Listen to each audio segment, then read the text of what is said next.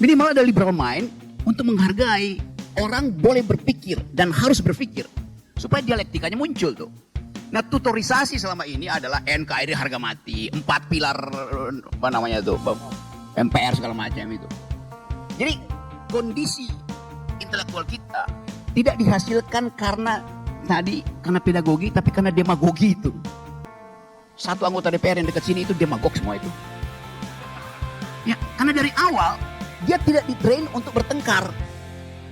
Dia ditrain untuk patuh pada feudalisme internal partai itu. Jadi sekarang kita ada dalam upaya untuk regain our liberal mind tuh. Orang akan bilang, Rocky Gerung pro liberalisme. Lo dari awal negeri ini didasarkan, didirikan dengan ide liberalisme.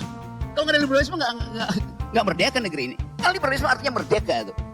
Dan apalagi kalau dari segi sejarah itu, karena Partai Liberal menang di Belanda, maka ide-ide tentang kemerdekaan ditumbuhkan juga di Indonesia. Jadi connecting ideas itu yang kita sebut sebagai basis kehidupan kita. Dari awal terkoneksi dengan perubahan-perubahan di dunia. Tidak ada sejarah Indonesia, yang ada sejarah dunia, di mana Indonesia bagian dari sejarah itu. Kita bukan sekedar bisa bernegosiasi supaya Leviathan itu tidak muncul jadi monster. Kita sudah lakukan itu di dalam tahapan sejarah politik kita. Kita negosiasi ketika Belanda ingin masuk kembali di sini, kita nggak pakai atau menggabungkan gerakan rakyat yang bersenjata dengan kemampuan diplomasi kita di luar negeri. Kan itu semacam upaya untuk negosiasi supaya kita dianggap masyarakat beradab. Dan kita memilih diplomasi supaya negeri barat itu tahu bahwa dengan kemampuan narasi kemerdekaan kita bisa bekuk mereka yang ingin tiba kembali di Indonesia melalui agresi kedua yang isinya adalah senjata itu. Jadi kita pernah bernegosiasi dengan itu.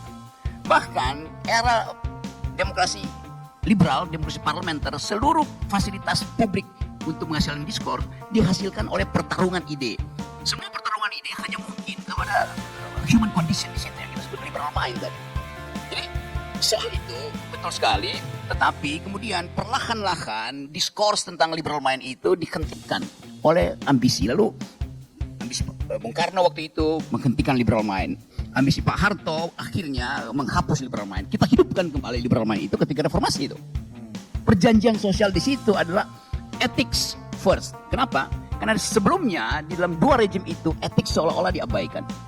Kita regain the imperative of ethics as engine of democracy itu.